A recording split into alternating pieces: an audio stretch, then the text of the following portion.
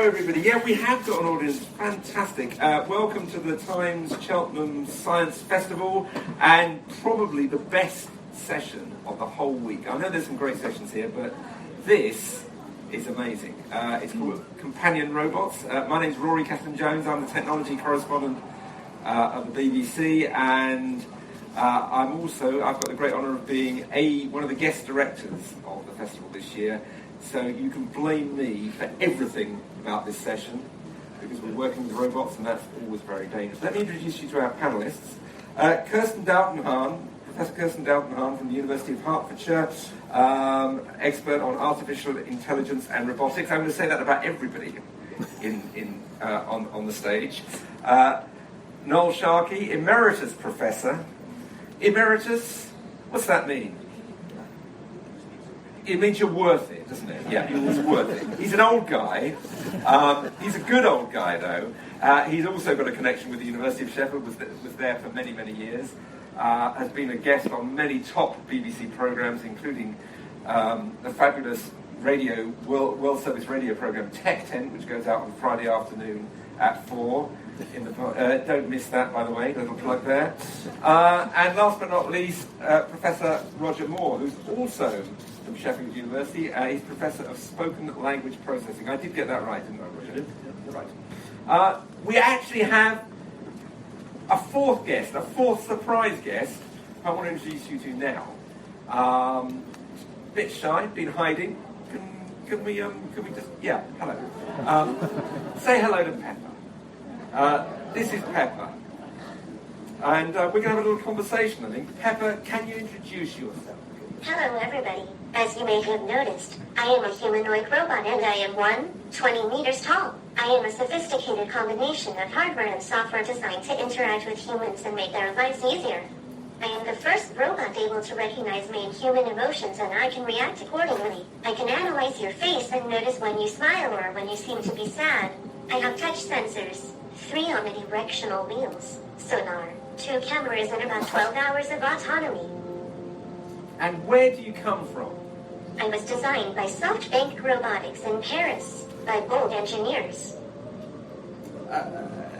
And explain what your purpose is. At home, I am a companion robot. I am connected to the internet. You can ask me questions. I can take pictures, play or dance with you, for instance. Every day I am learning to be a better companion. In shops, as an assistant, I can greet customers, give information about products or entertain them, while a salesman could be available. In Japan, already 10,000 robots like me are used by families and companies. SoftBank Robotics works with visionary partners who want to shape the world with robots. And developers from all over the world imagine new applications every day to give me additional capabilities. And explain, are you happy? I am always happy to be with humans, and I am really glad to be here with you today at Cheltenham Festival. But can you tell me a joke? I like jokes, but I do not know a lot. They're as cheesy as the pizza I'm going to have for dinner. I hope that you will like this one. This is a hard drive talking to a CPU. 1 0 0 0 1 0 1. That one was too funny. We'll be the judges of that. Thank you very much, Pepper. It was a pleasure chatting with you, Rory. Thank you.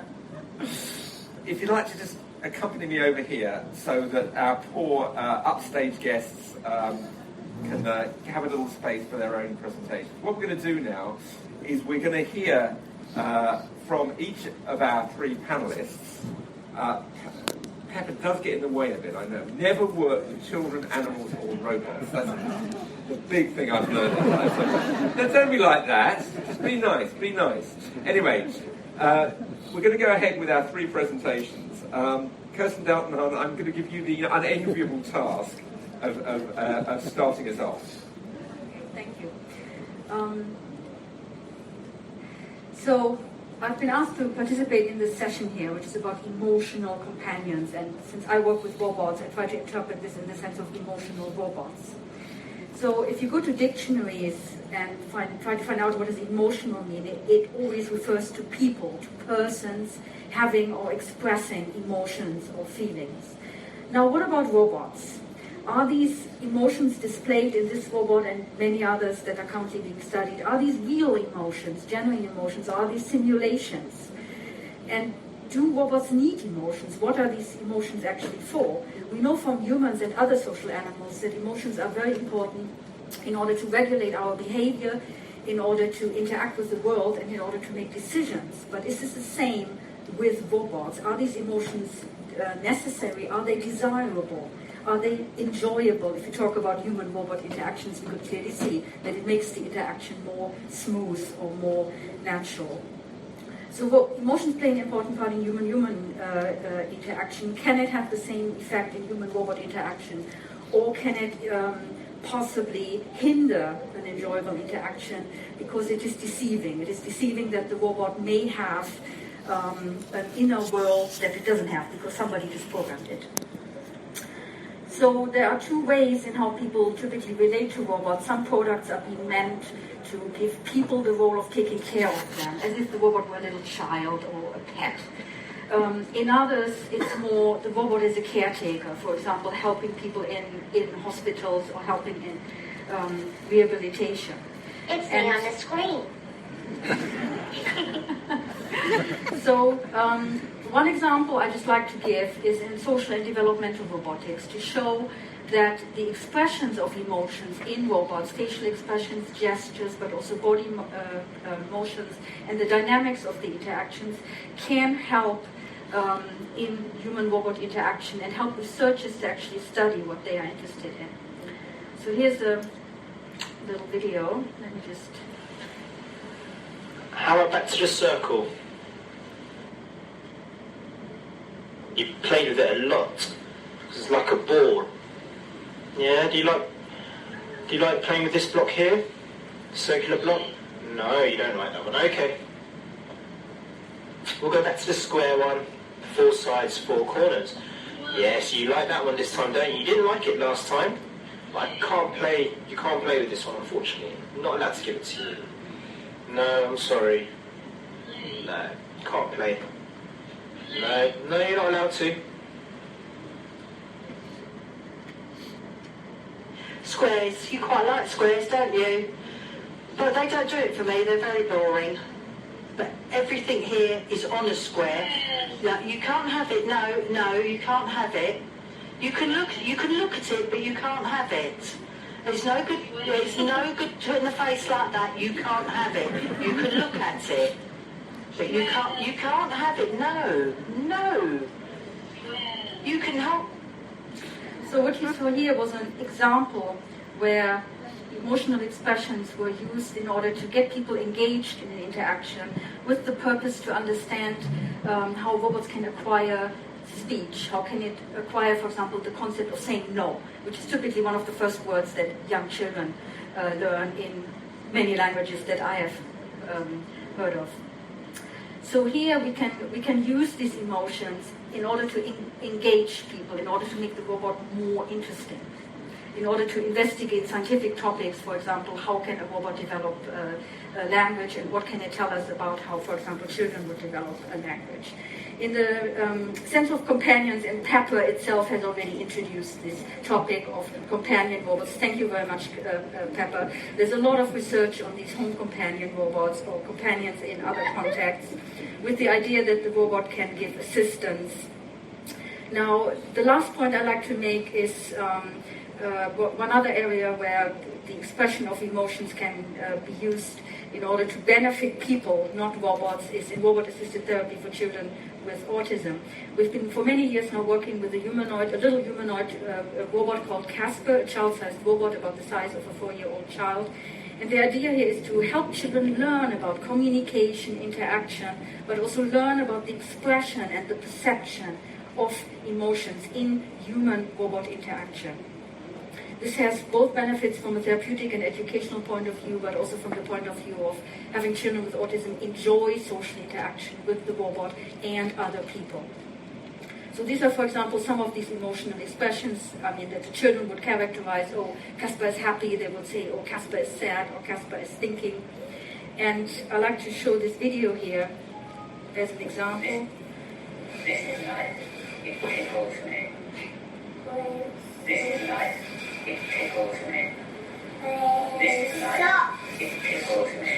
Let's fight. Let's fight. No, yeah. I can't know. I can't. Love. Look at it. Yes, it's Casper. Casper. Casper. I can't know. Hello, Casper. Hello. I am Casper. Yes. Let's play together. No. Yes. Oh, why do you think hide? Casper. Big smile. Happy. Happy. What's it doing now? Look at him. What is sad? So you're making him happy. Happy again. Yes. Happy.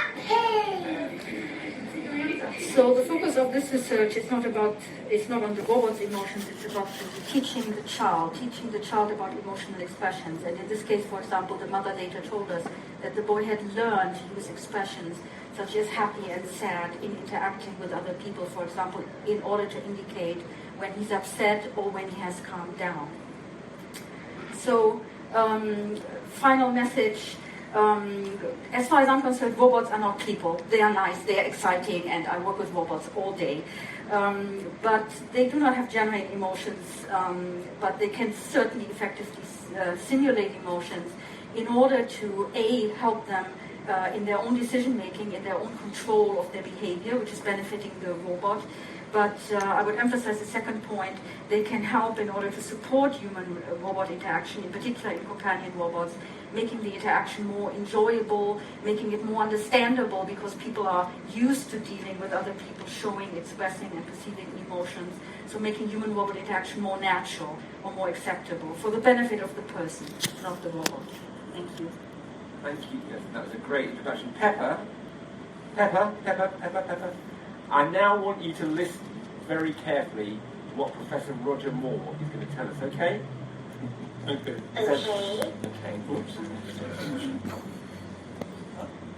Attached to the chair now. Okay.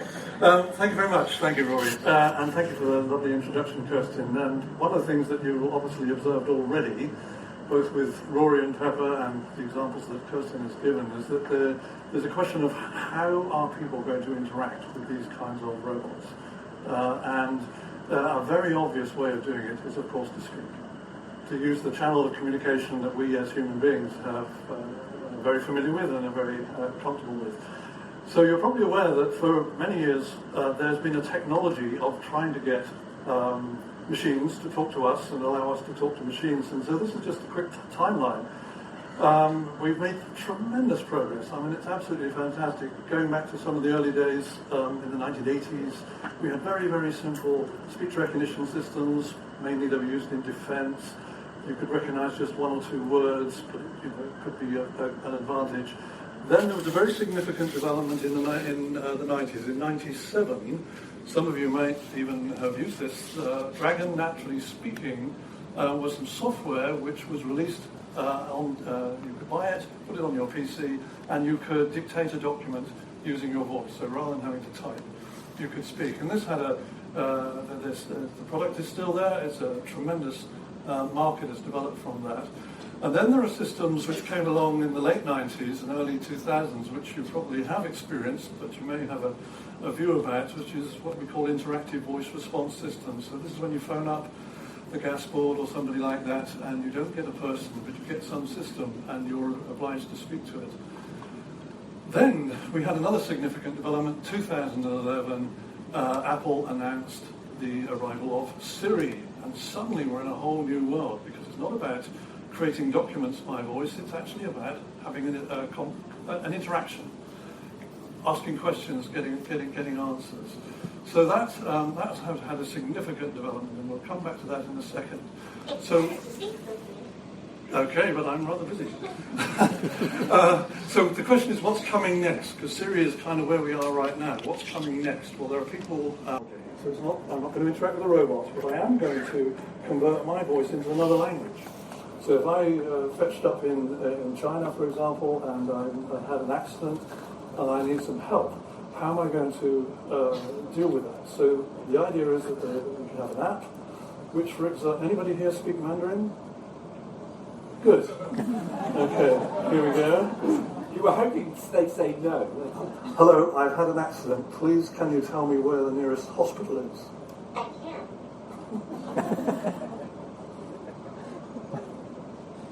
I'll hold it near my mouth. 我发生了事故，请告诉我最近的医院在哪里。 Is that okay? Good. I know that was correct because it actually gave me an English A translation. round of applause for that. There's nothing more frightening than a right dinner. And it actually worked. It actually worked. And we deployed that at the Olympics for tourists to help with. So that's all great, right? Now I'm going to do a survey. Okay. How many people have got own a smartphone? That's just about everybody. How many of you owners of smartphones are aware that you've got something like speech recognition on your phone? Could be Siri, could be anything else. Most of you, that's brilliant. How many of those have actually tried it? Most of you, great. How many of those had such a great experience that you now use it every day? Well done. 2 youngsters, brilliant.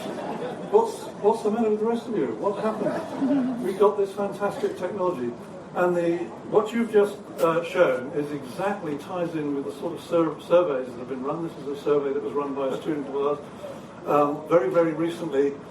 People's experience using Siri. Most people have a go because it's fun, it's exciting, but it's not doing what they want. And this is a real worry, because if we're going to be trying to interact with these kinds of agents, how are we going to do that? So I just want to go a little bit more depth into this issue, because there's a graph going to appear here, which is it was actually provided by a colleague of mine. It's really interesting. The idea is we've got 2 axes, flexibility, so very inflexible interface on the left and very flexible on the right. Vertical axis is usability, so you can't do much at the bottom, you can do a lot at the top. So if you're interacting with a human by talking to them, you can get an awful lot of things done. But the kinds of speech technology, automated speech processing, is sort of down in the bottom left-hand corner. But when Siri appeared, we moved up, because Siri added some natural language understanding. So it moved us up to there. So you might think, great, over time we're going to move gradually towards what you and I can do as human beings. But this is the curve. Okay? Something really odd is happening here. And and this is what is called the habitability gap. In other words, when you increase the complexity beyond a certain point, it doesn't just get more usable and more flexible, it kind of falls apart. And that's probably what happened to you. You had a go with your system, but it wasn't really doing what you wanted. Now that curve is very familiar to any roboticists. So if you've got any roboticists in the audience, you're probably thinking, I've seen that before. Because this is Maury's very famous Uncanny Valley curve, published way back in 1970. And the axes here are human likeness, from nothing like a human on the left to very like a human on the right, and familiarity. And the key point, as you can see, is that it also goes negative. Now, just to prove it, so here's a human being. I guess we're all pretty happy with that as an image. Yeah, good. And where might we place that on the graph? A little bit up there, I imagine, a fully healthy person. Here's an industrial robot, not very familiar with that, but kind of okay with it. That's going to be down here. Humanoid robot, there you are. Pepper, you recognise yourself? No? Sure. Oh, good. Humanoid robot sitting up here, so in the right direction. But then we've got what are called geminoids, robots which are beginning to look a little bit like human beings. Pretty horrible, and they're going down there. And how about this one? This is a robot. This is a Geminoid robot. I'm scared. Yeah, that's good. So that's fine, right? Nothing particularly wrong with that. But I'm now going to play the video behind it. Okay. Oh, yeah. Starting to feel a bit creepy. Wait, just see what comes next. Definitively scared. Thank you.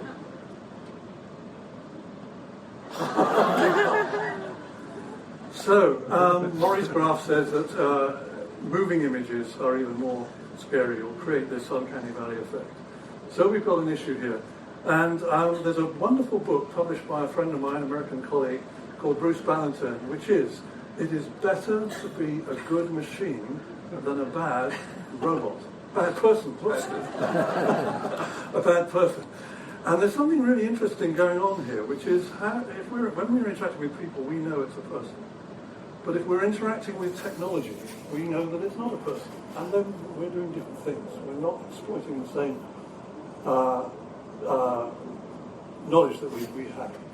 And so it really matters when we design the technology that it is designed as a whole. Now, Pepper's actually a pretty good example, because what it looks like, what it sounds like, how it behaves, what it appears to know and how it communicates have sort of lined up. Although, a lot of the dialogue, you probably notice, is pretty canned.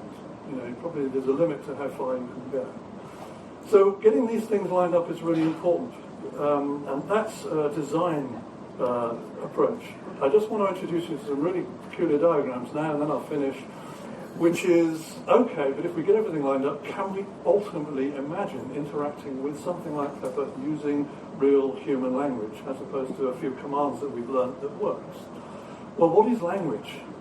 So I'm very happy to talk about that.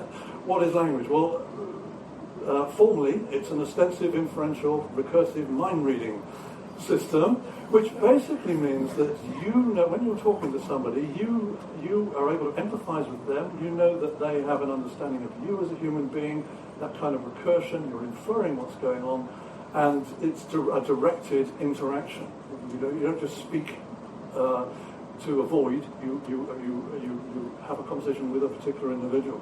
So that's great, and you can see the diagram indicates that the person on the left has a model of the person on the right, and that model contains another person on the left. But if we switch to a machine, or a conversation, or an attempt to have language between a human and an agent, we've got the human with all those abilities, so I'm going to attribute to Pepper certain abilities, which I think will be like me, but it isn't. It's completely different. It is just a machine. So now we've only got that the ostensiveness will disappear, recursive mind reading disappears, but only left with a bit of inference, clever inference machine. So that means we have a serious problem. We may never be able to interact using language with robots. That's my bottom line. This is actually my subtext. One of the themes is emotion, so I thought I'd put I love this cartoon. Oh yeah, so a bit late, but you got the message. So yes, emotion in the voice. I'm not touching on that, but happy to talk about that. That's it. Thank you. Thank you very much, Roger. Can you say thank you to Roger for that? Say thank you to Roger. Well, if you're not going to say thank you to Roger, welcome Noel Sharkey. Listen to Noel Sharkey now, because he's got a lot to say, okay? Okay, fine. Noel, take it away. Okay. Waiting to get my screen here. We just need to switch the screens. Oh, and I think we've got it. Oh, okay. It's an exciting slide for you. I'm going to just stand up briefly because I like to see who I'm talking to, and I didn't know if there's anybody here or not. And as far as you're concerned, I've been working with robots for the last 30 years, and if you interrupt me, I'm going to kick you off the stage. Is that clear? Just best to be clear with these devices, I find. Well, I think it was the most disappointing moment of my life, really, was when I was 4 years old and I was in the hospital. I had tonsillitis. And there was a chap in a bed across from me, an older chap, and he had a little bear-like robot that every day he played with me. And one day he wasn't there. And I thought, oh, I'll go and talk to the bear myself. And I went there, I found this dead limp thing, and of course I really cried, because at that point I actually believed that the puppet was a real being. And I think if it had been a robot, I'd have been fooled for a lot longer, because you don't need somebody's hand inside it. Although I would say that a lot of what's going on this stage with this is really like a puppet, because some of the remarks it's making are obviously not intelligence, but it's being triggered by someone somewhere else. Right. So what I want to say was really, in the slide, is that the thing is that as soon as we're born, we're looking for faces all the time. We're anthropomorphic. That means we want to attribute to inanimate objects or even animals human-like characteristics, or zoomorphic, which is attributing animal-like characteristics. So, for instance, a newborn baby, practically newborn, will show a preference. If you showed a colander with 2 peas and a carrot, it will show a preference if the carrot is in the center and the 2 peas are like eyes. So even as little as newborn, they're beginning to see faces. And I'll just show you a couple of things. I mean, can you see what that is, everybody? You're not answering me. Does that look like a being? It's actually a petrol can. Okay. But it looks, and it's not a touch. The only thing about it is it's set on a stand in a museum, and somebody put a cap on it. That's it. But you immediately attribute it to being a being. And this works with a whole range of things. I'm just going to show you a little story now. Dusty goes on holiday. But of course, Dusty met Sally. Any story, you have to have a sort of love interest in it. But like all holiday romances, it came to an end, so there were sad goodbyes. But you can see that this sort of thing not only dogs people with robots, but also dogs roboticists, where actually roboticists start believing that their creations are real and there's something in there. But there's quite a difference between emotion, feeling emotion, and displaying it. And this is just really simple what I'm going to show you now. Okay. Now, that doesn't trigger anything much, does it? That might trigger something more.